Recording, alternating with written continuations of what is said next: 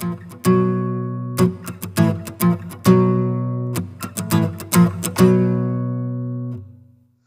everyone and welcome back in another video lesson of Endeavor Academy's online campus. In the today's class we are going to see the more information about idioms and phrases. आजच्या lecture मध्ये आपण idem म्हणजे काय आणि phrase म्हणजे काय, परीक्षेमध्ये कशा प्रकारचे प्रश्न विचारले जाते याचं आपण सगळं डिटेल डिस्कशन आजच्या लेक्चर मध्ये आपण पाहणार आहोत. आता आपण इथपासून सुरुवात करूया. बरेच जण त्याचा चुकीचा उच्चार करतात. त्याचा प्रोनाउन्सिएशन म्हणजेच उच्चार इडम असं आहे आणि फ्रेजेस असं आहे. ओके, आता इडम्स आणि फ्रेजेस हे समजण्यासाठी आपल्याला कठीण असतात. त्याचं कारण काय आहे? परीक्षेला चांगले मार्क्स मिळवण्यासाठी, उत्तम संभाषण करण्यासाठी, उत्तम लिखाण करण्यासाठी आपल्याला नेमक्या कोणत्या स्ट्रॅटेजीज पाळावे लागतील त्याचं डिटेल वर्णन आपण आजच्या लेक्चरमध्ये करणार आहोत आणि शिकणार सुद्धा आहोत. So let's begin with the definition of idem. Okay, आपण डेफिनेशन इडमची आपण सगळ्यात पहिल्यांदा पाहूया. आता इडम म्हणजे त्याची डिक्शनरी डेफिनेशन काय सांगते? द इडम्स आर, बघा, the idioms are the combination. Combination म्हणजे एकत्रीकरण. कशाचं असतं एकत्रीकरण? Combination of the words. शब्द एकत्र येतात, मग पुढे काय होतं? That conveys separate meaning altogether. म्हणजे काय हो? म्हणजे काय? बघा, आता मी एक एक्झाम्पल घेतो आणि त्या एक्झाम्पलच्या माध्यमातून या डेफिनेशनचा अर्थ मी तुम्हाला सांगतो. A bed of roses. Example पहा. A bed of roses. आता बेड ऑफ रोजेस हे काय आहे? The idioms are the combination of the words. शब्दांचं एकत्रीकरण आहे की नाही? शब्दांचं एकत्रीकरण आहे. That conveys the separate meaning all together. म्हणजे इडम्स म्हणी म्हणजे अशा असतात की त्यांचा एका शब्दांचा अर्थ आपल्याला लावता येत नाही. ए या शब्दाचा अर्थ वेगळा होतो, बेड या शब्दाचा अर्थ वेगळा होतो, ऑफ या शब्दाचा अर्थ वेगळा होतो, रोज या शब्दाचा अर्थ वेगळा होतो. म्हणजे काय? त्याचा अर्थ, म्हणींचा अर्थ आपल्याला conveys separate meaning all together या सगळ्या शब्दांचा अर्थ लावून आपल्याला त्याचं मिनिंग काढावं लागतं. म्हणजे मिनिंग लावूनच मिनिंग काढावं लागतं. परंतु अनेक शब्द एकत्र येतात. बघा, कॉम्बिनेशन ऑफ द वर्ड्स आलेत की नाही? ओके, मग त्याचं मिनिंग काय असेल? का बेड ऑफ रोजेस म्हणजे काय? म्हणजे माझा जो बेड आहे तो गुलाबांचा बेड आहे असा त्याचा अर्थ होतो का? म्हणजे प्रत्येक शब्दाचा अर्थ आपल्याला घेता येत नाही.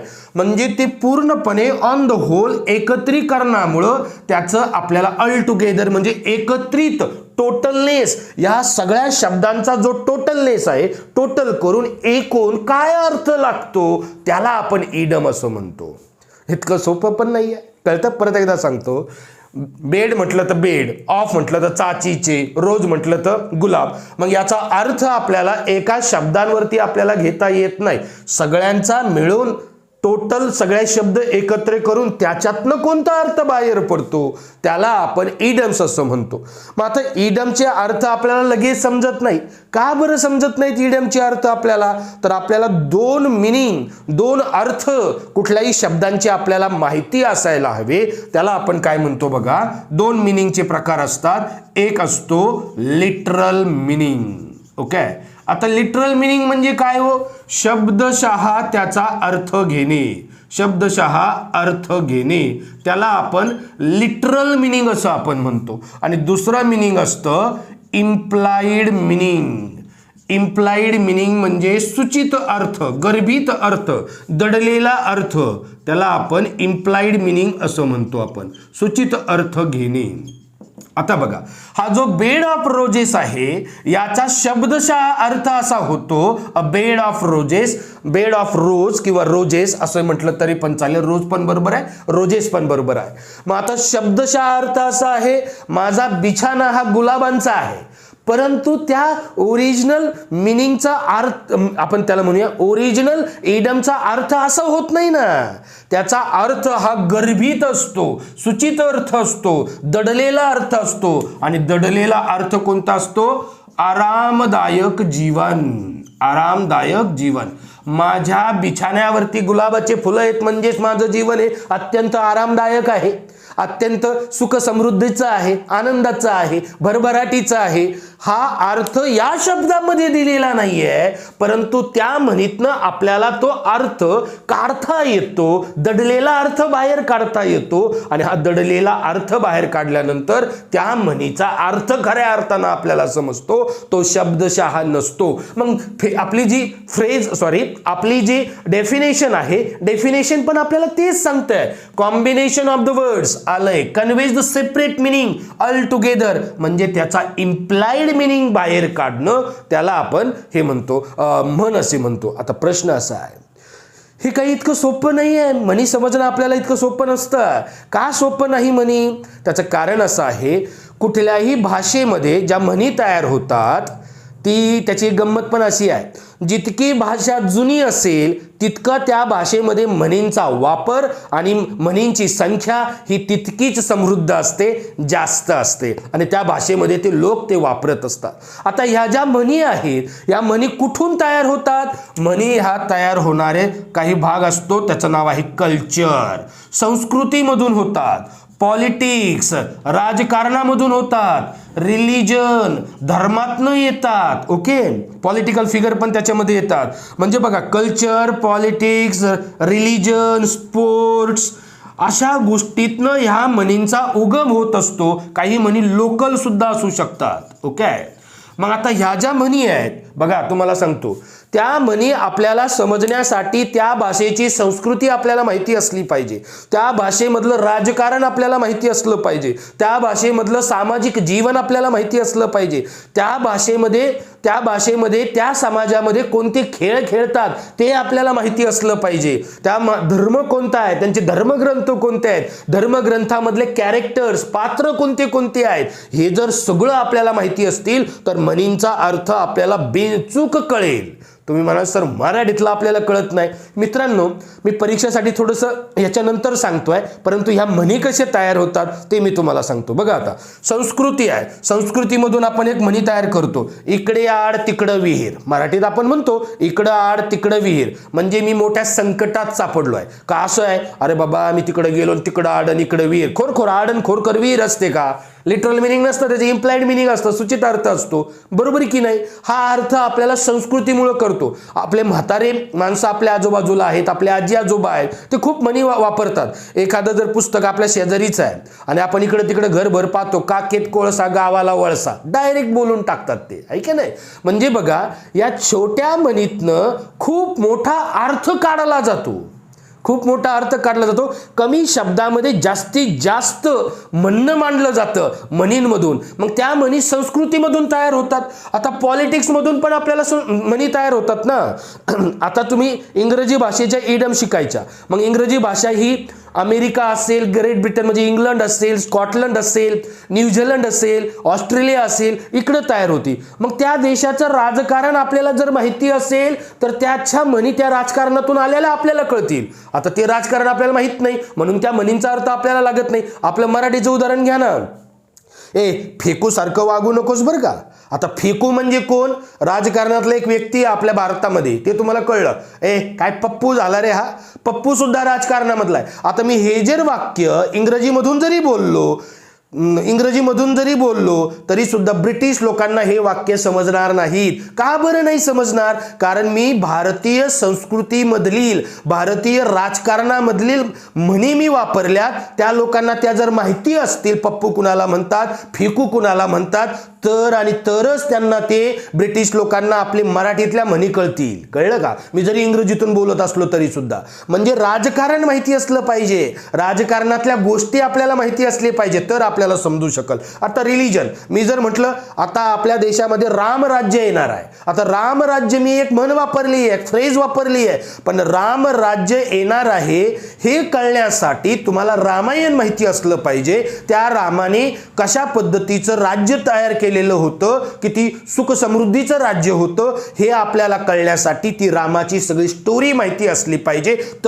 तरच आपल्याला काय कळेल? त्या म्हणीचा अर्थ कळेल. आता मी एखाद्या इंग्रज लोकाला म्हटलं, मी आता जॉन बायडनला म्हटलं, I want an kingdom of Rama, आता मला राम राज्य पाहिजे, आता त्यांना काय कळायचं? त्यांनी जर रामांचा स्टडी केलेला असेल, भारतीय संस्कृतीचा जर अभ्यास केलेला असेल, तर त्या म्हणींचा त्याला अर्थ कळणार आहे जॉन बायडनला. आता स्पोर्ट्स मधले सुद्धा काही म्हणी येतात, खेळामधून सुद्धा काही म्हणी तयार होतात. आता मी तुम्हाला सांगतो, एक डेव्हिड क्रिस्टल इंग्लंडचा, आणि ते अमेरिकेमध्ये गेले. इंग्लंडमध्ये खेळलं जातं क्रिकेट आणि अमेरिकेमध्ये आहे बेसबॉल. आता हे दोघंही नेटिव्ह स्पीकर आहेत, मातृभाषेचेच लोक आहेत, पण मातृभाषेचे म्हणजे मातृभाषा इंग्रजीच बोलतात. मग आता तिथं अमेरिकेमध्ये त्यांनी एक उदाहरण ऐकलं, ओ that was out of field question. आता आउट ऑफ फील्ड क्वेश्चन म्हणजे काय?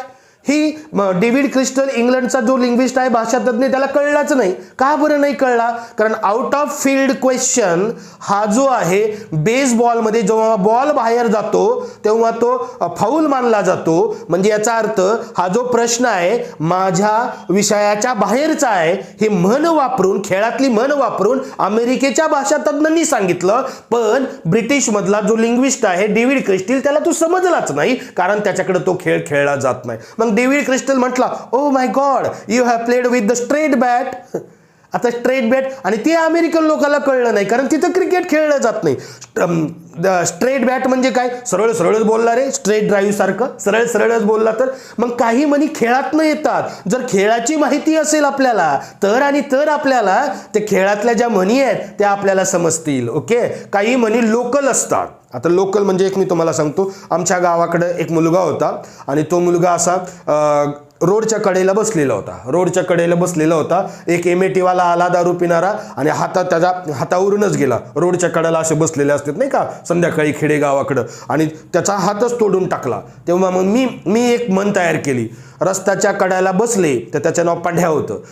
हाताचा पंड्या होतो. हाताचा पंड्या होणं म्हणजे काय? रस्त्याच्या कड्याला बसलं का गाड्या उडवतात, हा त्याचा अर्थ आहे. पण हा सगळ्या महाराष्ट्राला समजणार नाही, हा फक्त लोकल इडम आहे. म्हणजे आमच्या गावापुरतच ती एक म्हण प्रसिद्ध झाली, त्याची मी तयार केली ती. म्हणजे म्हणी ह्या संस्कृती, राजकारण, त्याच्यानंतर धर्म, खेळ, सगळा त्यांच्या जीवनकला, लोकनाट्य यांचं प्रतिबिंब असतं त्या समाजातील. आता आपण इंग्रजीच्या म्हणी आपण शिकतोय, तर इंग्रजी बोलणाऱ्या राष्ट्रांचं राजकारण, इंग्रजी बोलणाऱ्या राष्ट्रांचं काही धार्मिक ग्रंथ असतील, त्याच्यातले महत्वाचे कॅरेक्टर असतील, पात्र असतील, हे जर आपल्याला माहिती असतील तर म्हणी आपल्याला न पाठ करता समजतील. तुम्ही म्हणाल सर हे शक्य नाहीये. मग आता कळालं म्हणी काय अवघड आहे. मग परीक्षेसाठी तुम्हाला काय करावं लागेल? फक्त म्हणींसाठी, म्हणींचे शब्दशः अर्थ नसल्यामुळं तुम्हाला ते पाठच करावे लागतील, तरच तुमचे प्रश्न सुटणार आहेत. अन्यथा म्हणींमधून तुमचे प्रश्न सुटणार नाहीत. ही गोष्ट तुम्ही लक्षात ठेवा. आणि म्हणी अभ्यास करत असताना एकदम सुंदर पद्धतीनं आपण अभ्यास केला पाहिजे. कधी कधी अ बेड ऑफ रोजेस ऐवजी तिथं रिकामी जागा भरायला येते. मग पेरी क्विंकल, झेंडूचे फुलं आहेत का गुलाबाचे फुलं आहेत, त्या म्हणींना काय आहे ते सुद्धा आपल्याला कळलं पाहिजे. डिटेल बघायची. गाळलेली जागा येऊ शकते, जोडी लावा येऊ शकते, बरोबर आहे की नाही? आणि किंवा डायरेक्ट अर्थ सुद्धा तुम्हाला विचारला जाऊ शकतो. म्हणून म्हणींसाठी तुम्हाला रेडी राहावं लागणार आहे. मी ऑलरेडी लेक्चर संपल्यानंतर फ्रेजेस आणि इडम सगळे एकत्रच टाकणार आहे. ते पाठ केल्याशिवाय पर्याय नाही, कारण इत्यादी गोष्टींचा अभ्यास पूर्ण करण्यासाठी 8-10 वर्ष आपल्याला लागू शकतात. त्यामुळं परीक्षेसाठी फक्त पाठ करून आपल्याकडे थोडीफार व्होकॅब्युलरी इडमची जर आपण वाढवली तर आपलं बोलणं चांगलं राहील, लिहिणं चांगलं राहील, आणि त्यातली त्यात तुमचा आवडीचा प्रश्न परीक्षेला छान मार्क सुद्धा मिळतील. So this is what an idiom is. आता मी यानंतर फ्रेज म्हणजे काय सांगतो, तोपर्यंत व्हिडिओ पॉज करा आणि व्यवस्थित लिहून घ्या. Let's see what do you mean by phrase. Idioms आपल्याला समजली आहे. फ्रेज म्हणजे काय? Phrase could be defined as a collection of words that stands together as a single unit in a sentence. Okay, म्हणजे आता इडम्स आणि फ्रेजेस मधला फरक सगळ्यात पहिल्यांदा समजून घ्या. इडम्स हा दडलेला अर्थ घेतला जातो, इम्प्लाइड मिनिंग घेतला जातो, आणि फ्रेजेस हा शब्दशः अर्थ तुम्ही घेऊ शकता, काही अडचण नाही त्याच्यामध्ये. उदाहरणार्थ मी तुम्हाला सांगतो बघा, गिव्ह इन म्हणजे काय? गिव्ह इन म्हणजे टू सरेंडर, शरण जाणे असा त्याचा अर्थ होतो, शरण जाणे. ओके, आता बघा, पुट ऑन म्हणजे परिधान करणे असाही होऊ शकतो, किंवा चालू करणे असाही होऊ शकतो. पुट ऑन, चालू करणे असाही त्याचा अर्थ होऊ शकतो. फक्त पुट आहे त्याच्यानंतर मी ऑफ करतो, विझवणे असा त्याचा अर्थ होऊ शकतो. Okay, put on, put off, put out, give in, give at असे आहेत. आता बघा फ्रेज म्हणजे नेमकं काय बघा. गिव्ह या शब्दाचा अर्थ वेगळा आहे, परंतु इकडे पुढे प्रिपोजिशन लावलं त्याचा अर्थ वेगळा आहे. पुट या शब्दाचा अर्थ वेगळा आहे, पुट या शब्दाचा अर्थ वेगळा आहे. पुट नंतर ऑन लागला त्याचा अर्थ चालू करणे, परिधान करणे झाला. पुट ऑफ म्हणजे विझवणे असं झाला.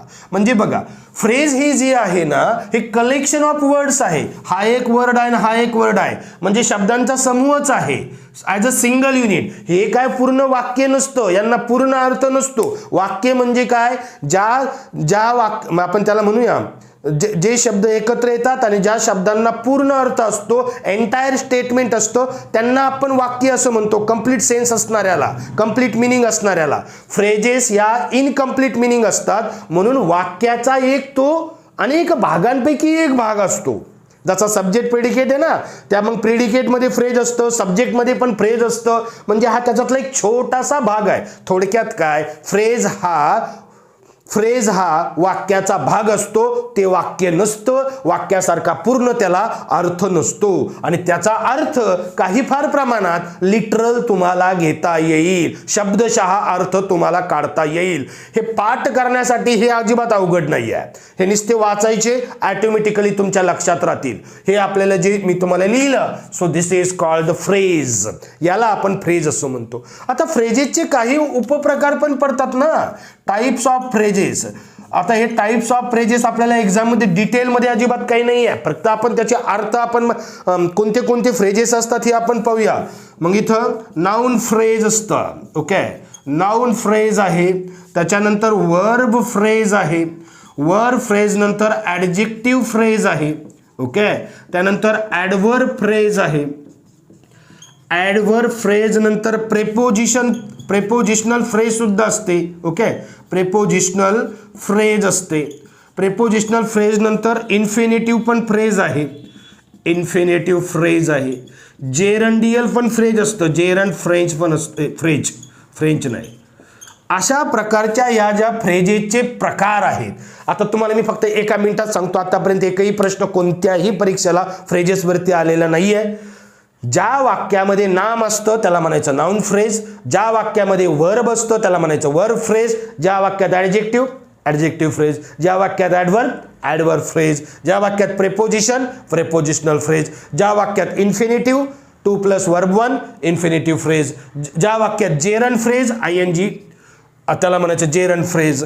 एक गोष्ट लक्षात ठेवायची, फ्रेजेस म्हणजे काय, शब्दांचा समूह आणि त्याच्यामधील मुख्य शब्द जो आहे, काय सांगतो कळला, मुख्य शब्द. आता याच्यामध्ये सुद्धा प्रेपोजिशन आहे, पण ही प्रेपोजिशनल फ्रेज नाही आहे, ही वर्ब फ्रेज आहे. कारण गिव्ह हे वर्ब महत्वाचं आहे, पुट हे वर्ब महत्वाचं आहे, पुट हे वर्ब महत्वाचं आहे. हे सगळे वर्ब फ्रेजचं उदाहरण आहे. आता एखादा प्रेपोजिशन फ्रेजचं ऑन द टेबल, आता हे याच्यामध्ये प्रेपोजिशन, हे प्रेपोजिशन महत्वाचं आहे म्हणून प्रेपोजिशनल फ्रेज आहे. या फ्रेजेसचे प्रकार आहेत. फक्त लक्षात ठेवा, असं तुम्हाला विचारलं जात नाही. आम्हाला अत्यंत डिटेलमध्ये बघायला लागलं लिंग्विस्टिक्स करत असताना डेक्कन कॉलेज पुण्यातनं.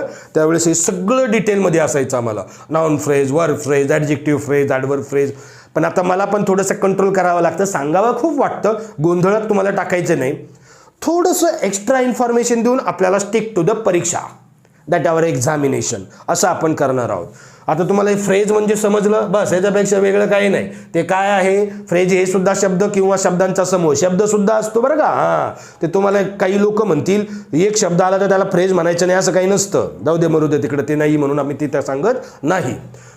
आणि म्हणजे शब्द किंवा शब्दांचा समूह की जे वाक्य नसतं परंतु वाक्यातला एक भाग असतो, त्याला फ्रेज असं म्हणतो. उदाहरणार्थ हे फ्रेजेसचे हे प्रकार पडतात.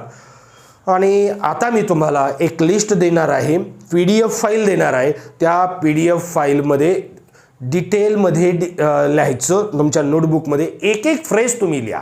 मी जेवढी व्होकॅब्युलरी देतो तेवढी तुम्ही सोडवत राहा, पाठ करत राहा. एका दिवसात होत नसतं, पुन्हा पहा. I am quite sure you are going to crack the examination.